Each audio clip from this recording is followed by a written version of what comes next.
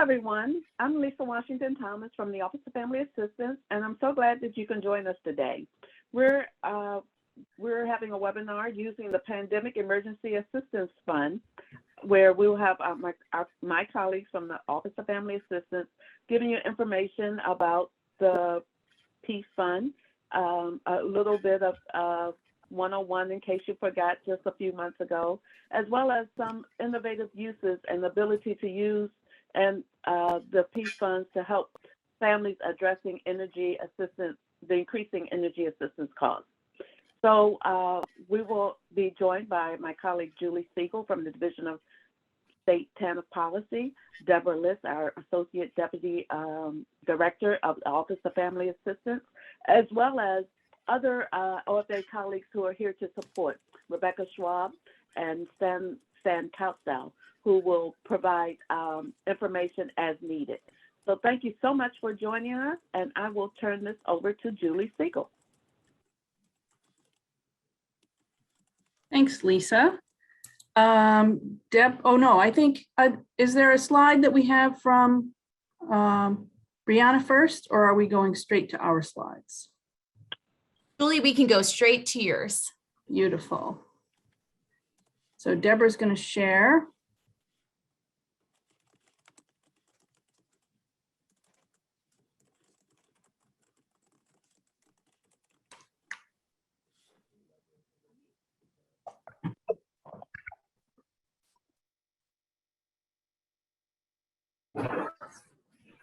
Okay, can people see that? Or is it? We can. Okay. Yes, it's good. Excellent. Okay, so we're going to start today with just a brief refresher about the Pandemic Emergency Assistance Fund, or PEAF.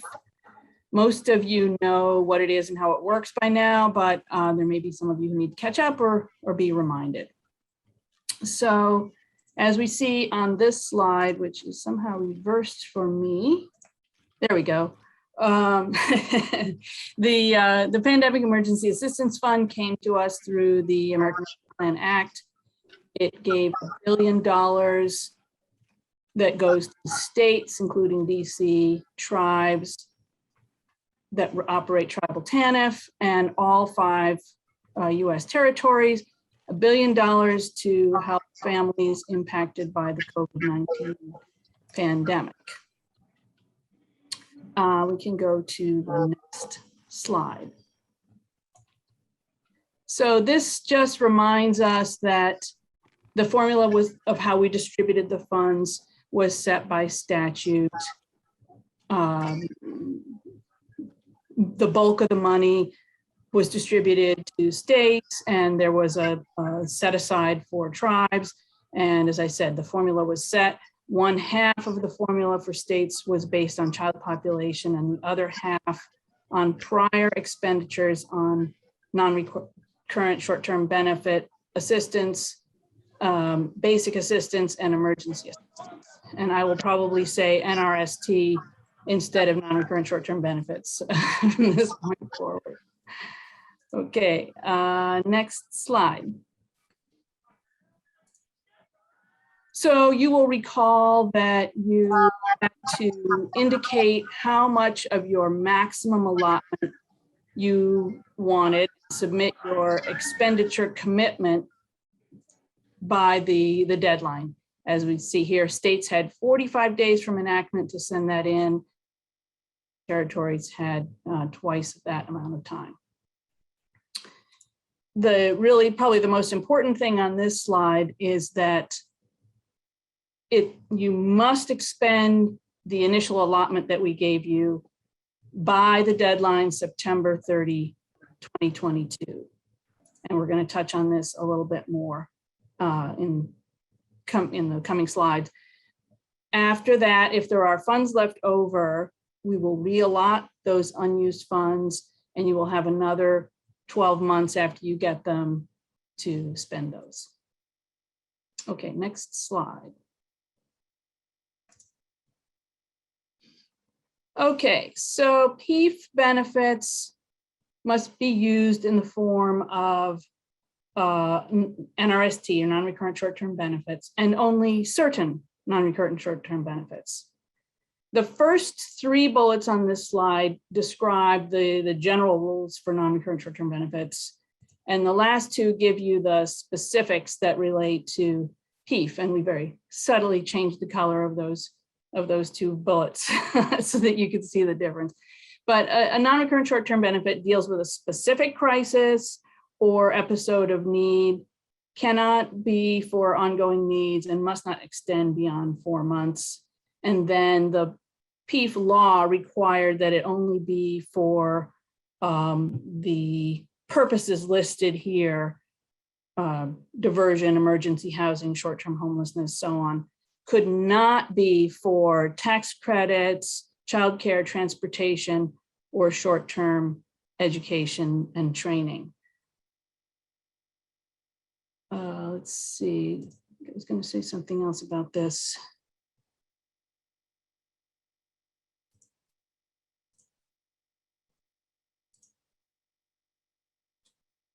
But we will move on. Sorry, it's hard to switch back and forth. So as this slide indicates, you can also spend money on administrative costs, and you must be sure to supplement and not supplant other federal, state, tribal, territorial, local funds. Just a word about what we saw on the previous slide about non-recurrent short-term benefits and what we've talked about. That PEAF is for dealing with the COVID-19 pandemic. And as we've indicated in some of our guidance, we know that all families have been subject to COVID-19 crisis. And that's fine, but you still have to be sure that families meet an income eligibility requirement.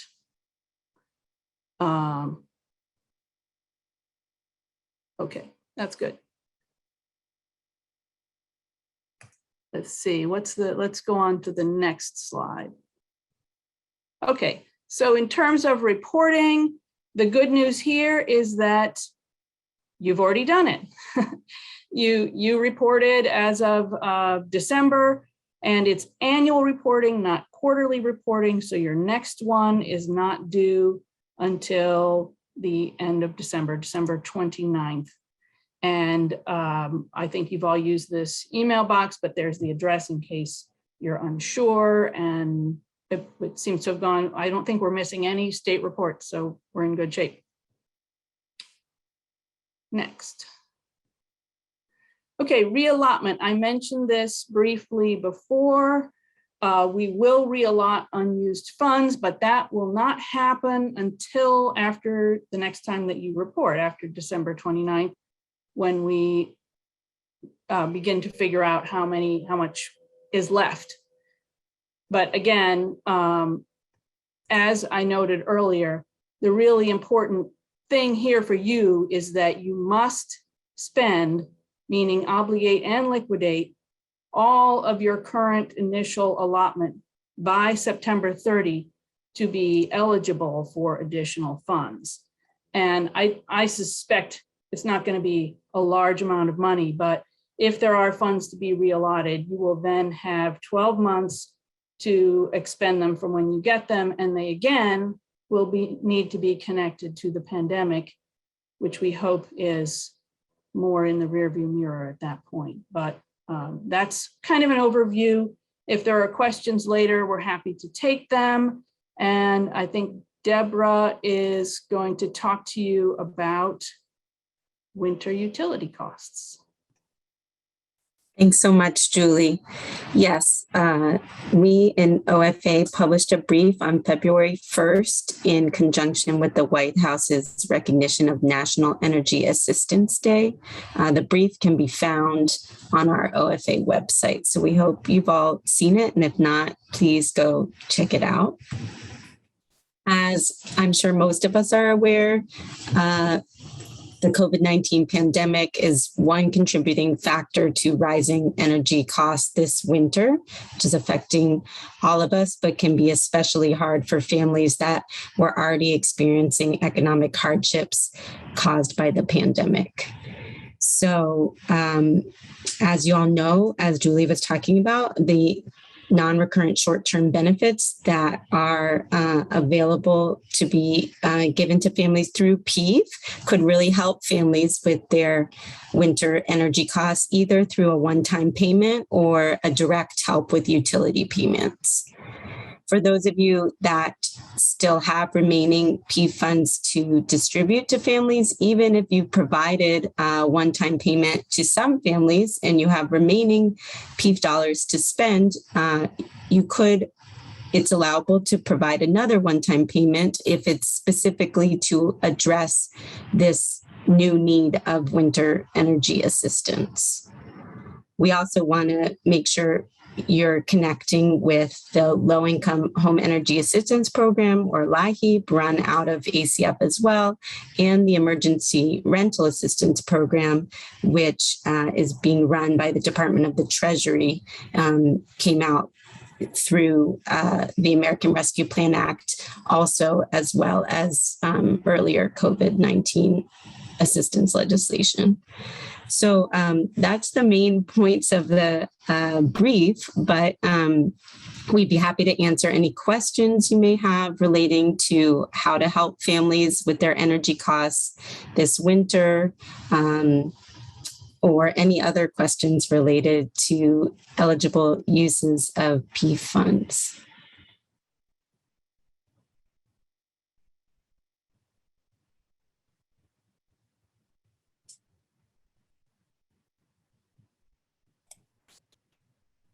I see there's a hand raised. You can go ahead and come off mute. Good afternoon. My name is Jacinta Murphy. I'm with Department of Children and Families in the state of Florida. I do have a question about a statement that was made previously. I think it was stated that all families have been subjected to COVID-19 crisis.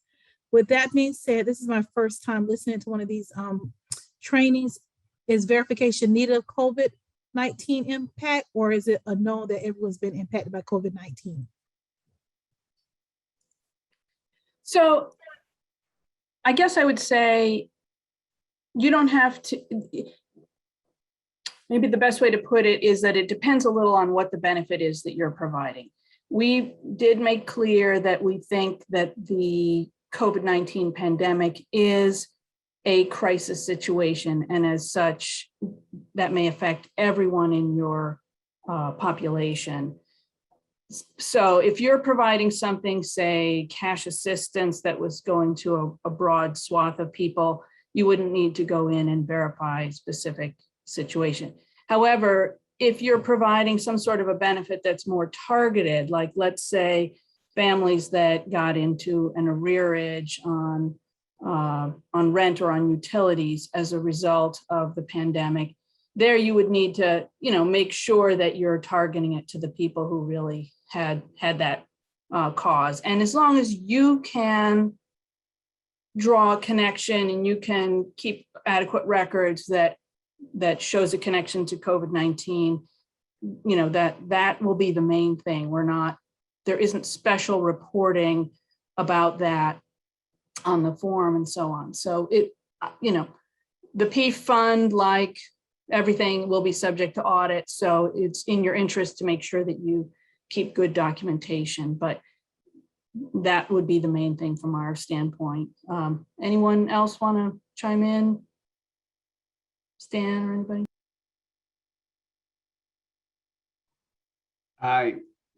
Julie, I think you said it well. The emphasis, I think, is more strongly on being able to demonstrate that they meet a criteria for income eligibility. That's the most important aspect, and because the people that we're serving, there's not been anybody that hasn't been impacted by COVID, and particularly when thinking about providing cash assistance to a broad swath of people, there doesn't need to be some other assessment procedure to figure out if people have been impacted by COVID or not. They have.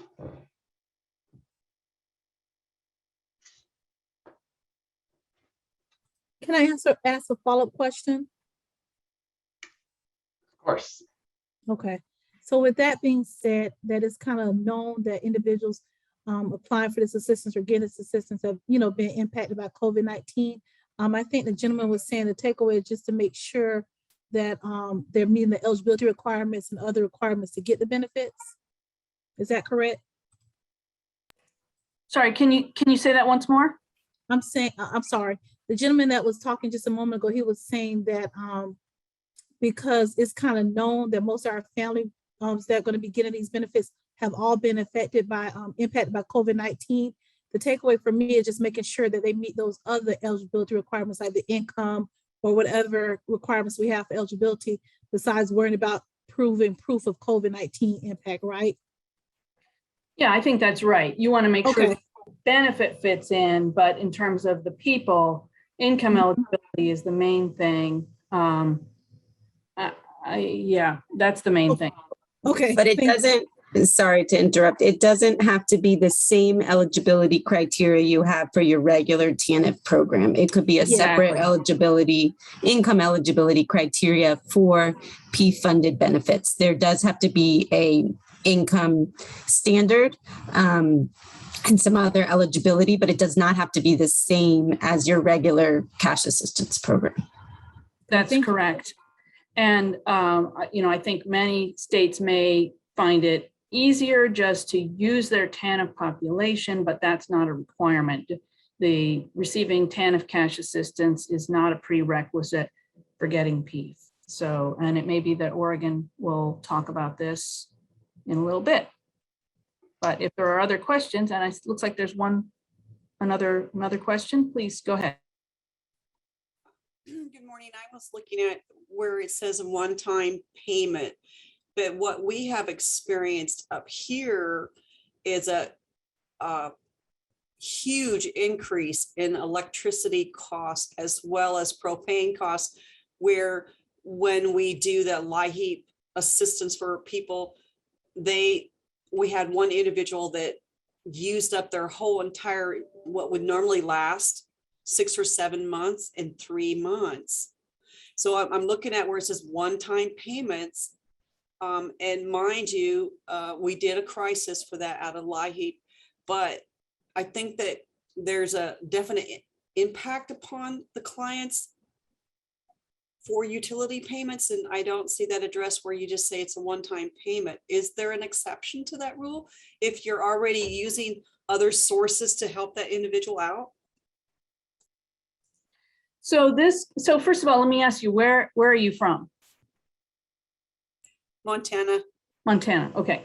Yeah. Few big snowstorms and cold days there, I know. So the reason it says one-time payment is the way Congress set up the PEAF law. It said that the benefits were through what are called non-recurrent short-term benefits. And maybe we can pop back to that slide, Deborah. So that was set in the law that said non-recurrent short-term benefits. Non-recurrent short-term benefits are not designed to, they're designed to be basically one-time type benefits. There we go. Not intended to extend beyond 4 months or meet ongoing needs. Yeah, the need for heating is an ongoing need, but the crisis situation is a one-time event. The amount of money that if Montana chose to provide a benefit to a group of people for energy-related costs, it wouldn't have to be 1 month's worth of utilities, or, you could decide what the amount is, but because it has to be in the form of this non-recurrent short-term benefit to keep it out of, just because Congress specified it, that's why we say one time makes it clear. But again, if the families have received a LIHEAP benefit, they can also receive a one-time PEAF funded benefit. Those are right. You could blend those.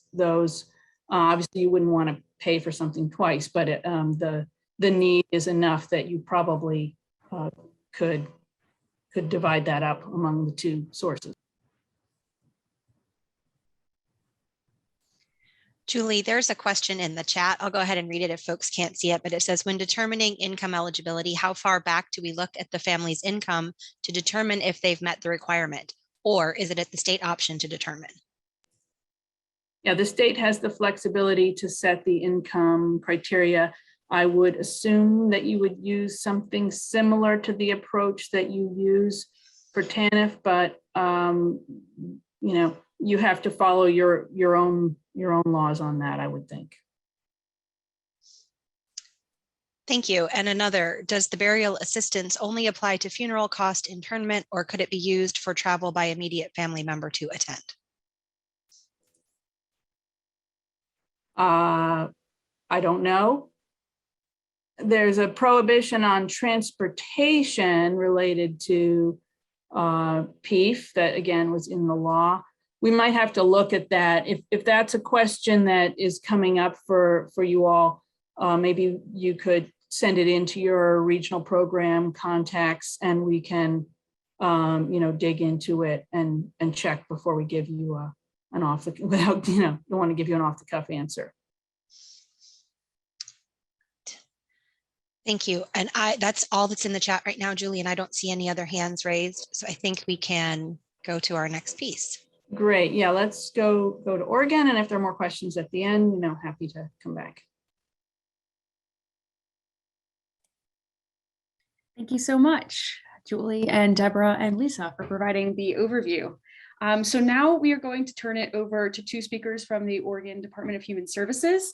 The first is Miguel Mendez, a TANF program and lead policy analyst. And we also have Annette Palmer on the line, who is a TANF and refugee program manager. Good morning. Can you all hear me? Yes, it looks like, okay, great.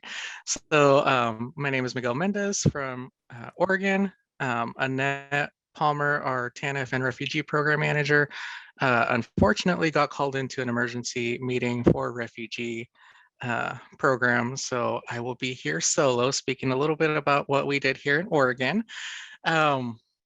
So real quick, I'll just kind of give a brief rundown of what we did, and then I'll discuss how we got to that decision in utilizing these funds. So in Oregon here, we decided to go with a one-time payment to all of our TANF caseload. That payment amount was $735, and we issued it on November 5th. And 16,571 families received this benefit from this one-time payment. How we came to the conclusion on distributing the funds via a one-time payment, we discussed with the greater ODHS leadership, and the TANF analyst team came up with a few different possible options which we could implement in a rather quickly fashion.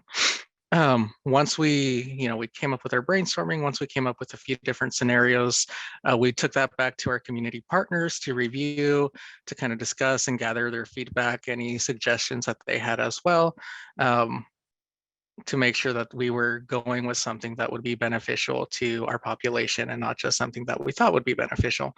And so we went to our community partners, we got the feedback, and that's how we kind of came to the conclusion of utilizing this one-time payment. We took into consideration a number of factors. As we all know, the pandemic has been going on, and so that was really our main crisis.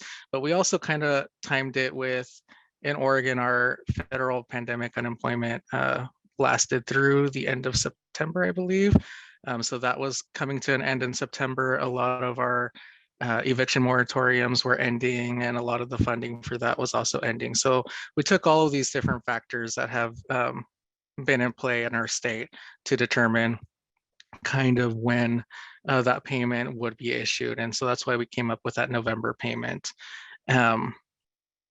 Let's see, because of the way our eligibility, we have an integrated eligibility system, which we just implemented during the pandemic. And so we're still working everything out, but we pulled a couple of lists. We used the eligibility for those who were eligible for the month of September 2021. So we utilized the entire caseload for September 2021. The way we process benefits here in Oregon, we did a couple of different data pools. one in October, and then one in early November, right before these payments went out, to make sure that we captured as many families as we possibly could. Let's see. Okay, so these payments again were issued in early November, around November, I think it was 4th or 5th. We don't have a lot of data in how these funds were utilized, but through our different accounting codes and with the assistance of our financial folks, we have been able to determine that most of the individuals who received this benefits didn't access these benefits until January. So while they were issued in November, people didn't really start tapping into them until the last couple of months. And that is pretty much all I have for here in Oregon and how we came to the conclusion of issuing the one-time payments. Any questions?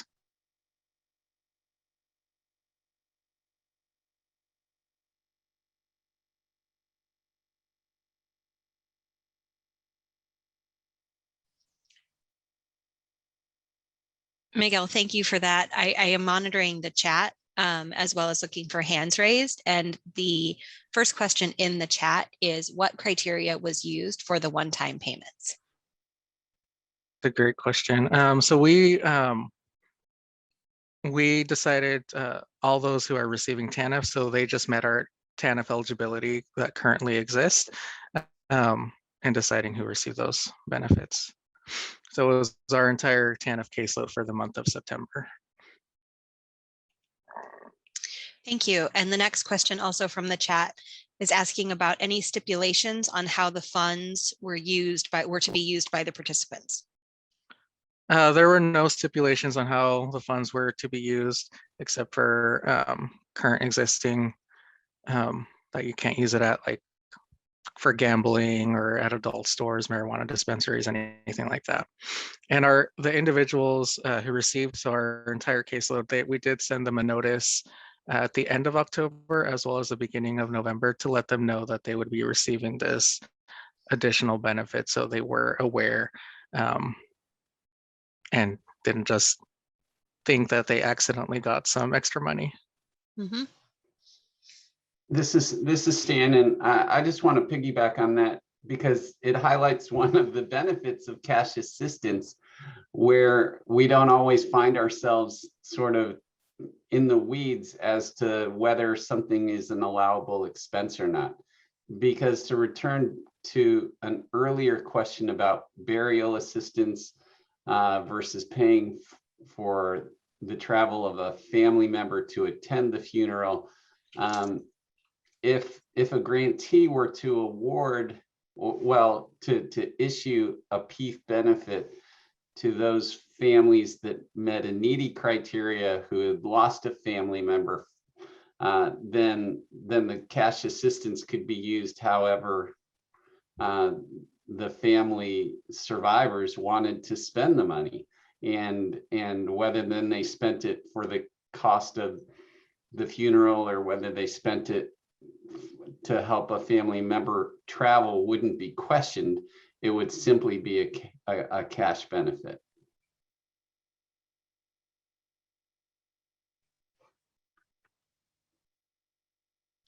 Thank you, Stan.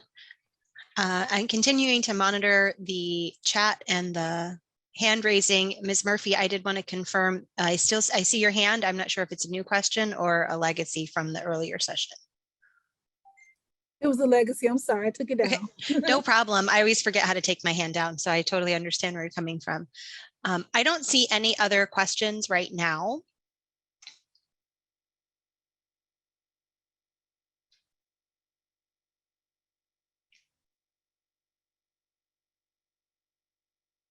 I'm going to also return to another one of the questions about looking back to determine eligibility. I think that another benefit of using an existing thing, whether it's the TANF program itself or it's some other means tested program, if you're issuing funds to an existing caseload or the subset of an existing caseload, then it eliminates the need of having to do any new eligibility testing, and that streamlines things. And it sounds as though that was the experience in Oregon as well. Yeah, that was part of the decision-making process and what we could implement quickly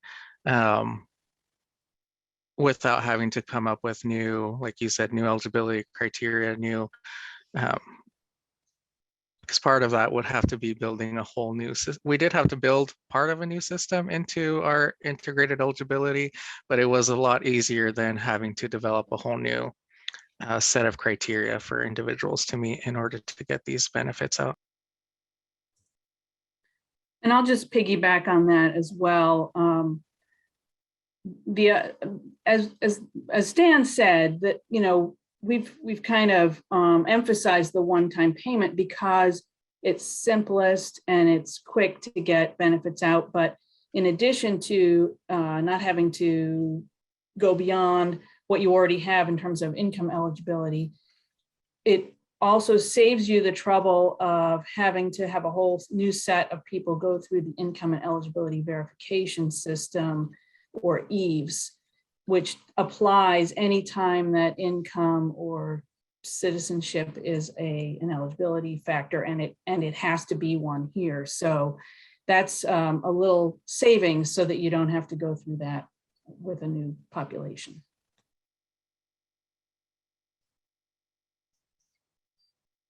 Great, that's wonderful. Thank you for those additional comments. And Miguel, thank you for your formal remarks.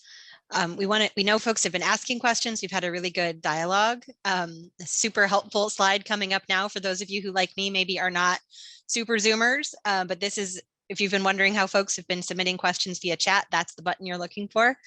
So you can go ahead and type questions in there if you have them. Make sure that the setting says to everyone so that we can all see your question, and we'll grab them from the chat and read them aloud. You're also welcome to use the hand raise feature, as folks have been doing as we've been going along. And while folks are thinking about their final questions and what they want to submit, we'll just talk a little bit about what will happen next. So after we answer the final questions, we'll open up the floor to our speakers for any final remarks that you all still have burning in your mind that you want to make sure get spoken into the record, and then we'll go back to Lisa for closing. So, questions are welcome, friends, in whatever mechanism you prefer.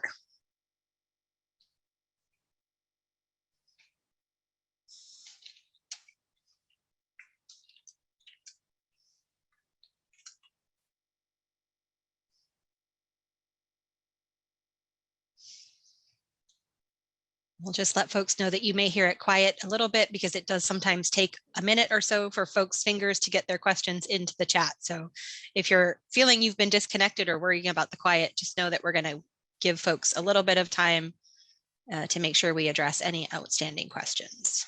Do we need to put them in the chat, or can we just say them? You're certainly welcome to say them, ma'am. Okay. I had a question that some of our people have been asking in my state about expungement.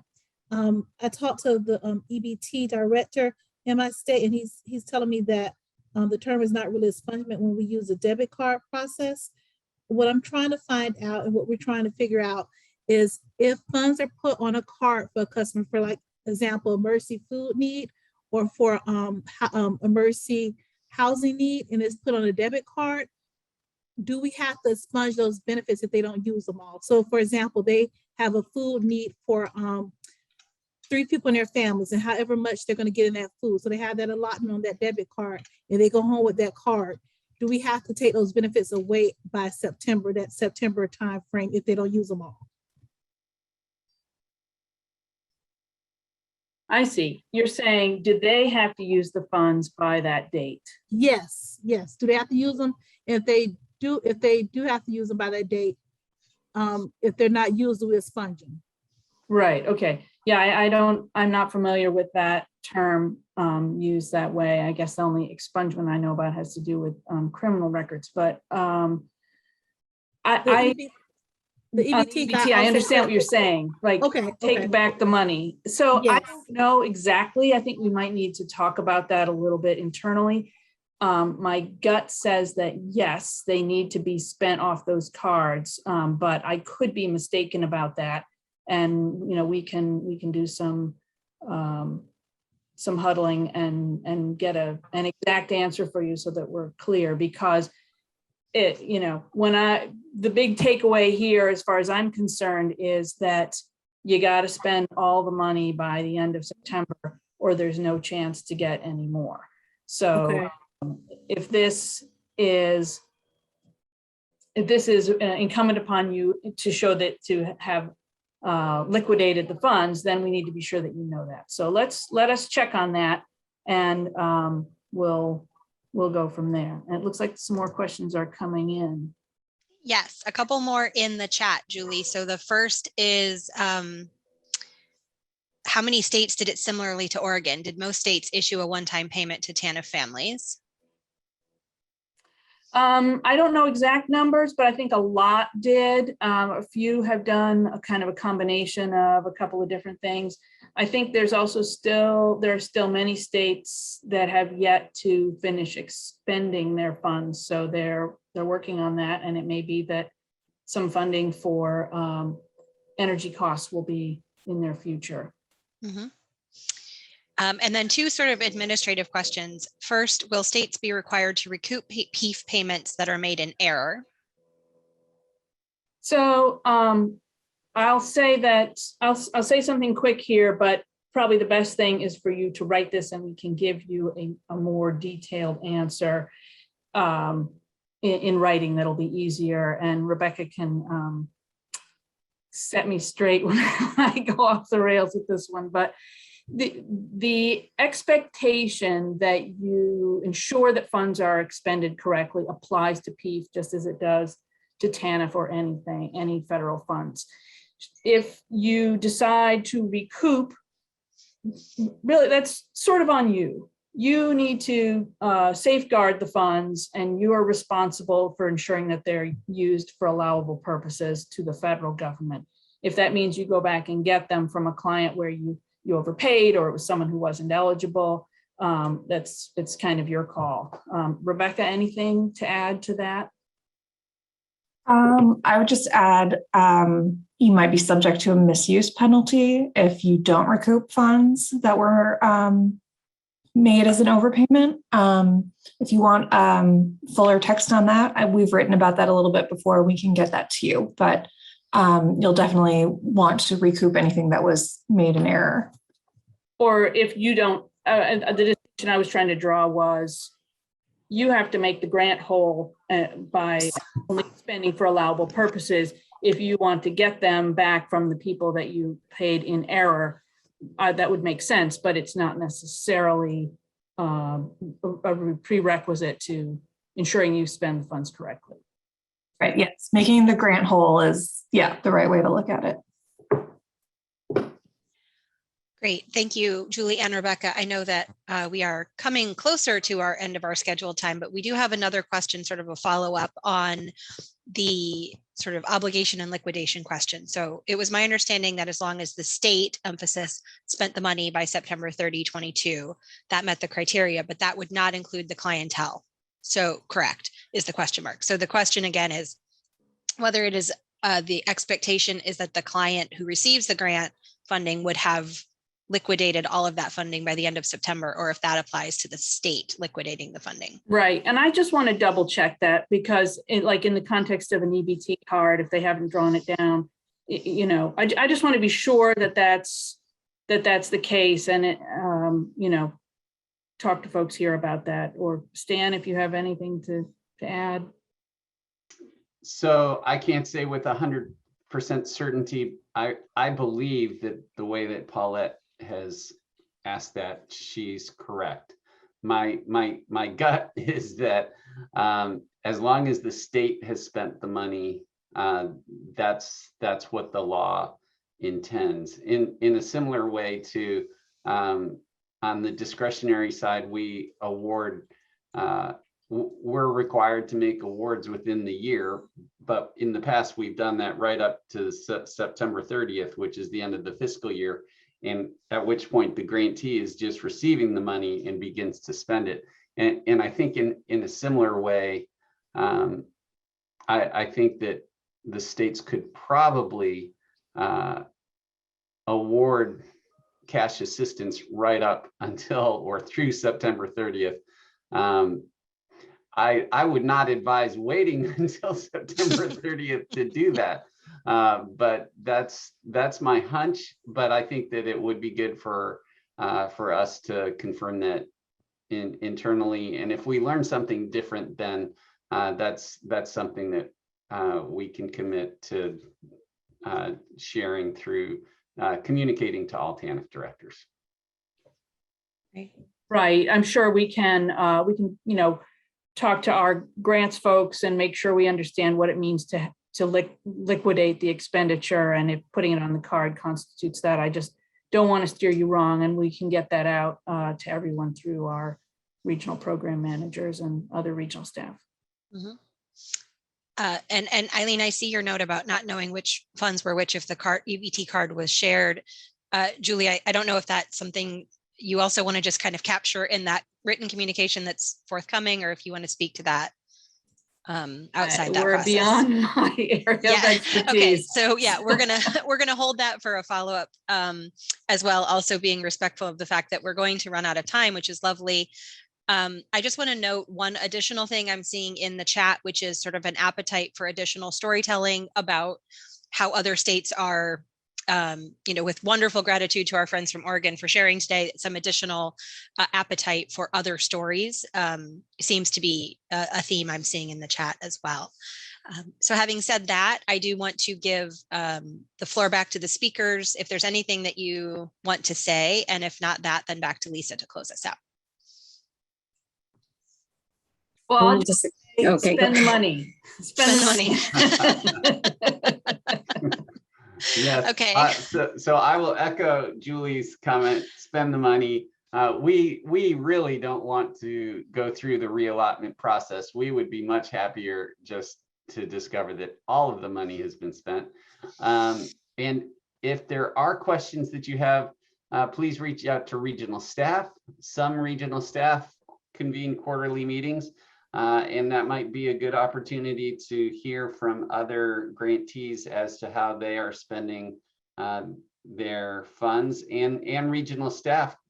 Even if they're not convening people collectively, they could help brainstorm or point to other grantees that are doing different kinds of things. So work with your regional staff.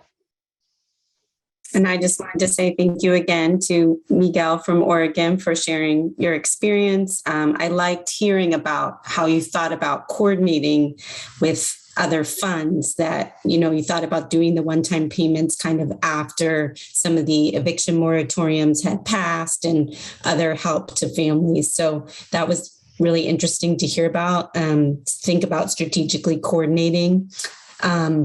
But as my colleague said, now is the time to spend the funds. If you were, waiting for that coordination or waiting for other funds to be used up, they probably have been at this point, and families are still struggling, and we would like to see that assistance to those families. So we appreciate all your efforts, and we look forward to further experiences and questions from you all. Great. Thank you, Julie, Deborah, Stan, and Lisa. We're going to circle back and have you close us out the way you opened us up. Okay, great. Thank you, everyone, for attending. I want to thank Charlie Dodson from West Virginia, who mentioned that they also sent a one-time payment. And what he also puts in the chat that he used a different payment code in their system to show the PEAF benefit versus the TANF benefit. Thank you, Julie, Deborah, Rebecca, and Stan for your comments, and especially thank you, Mr. Mendez, for sharing your experiences with PEAF and in Oregon, and also answering questions from your peers. Thank you so much, everyone, and look forward to more TA. So have a good afternoon. Bye-bye. Thank you.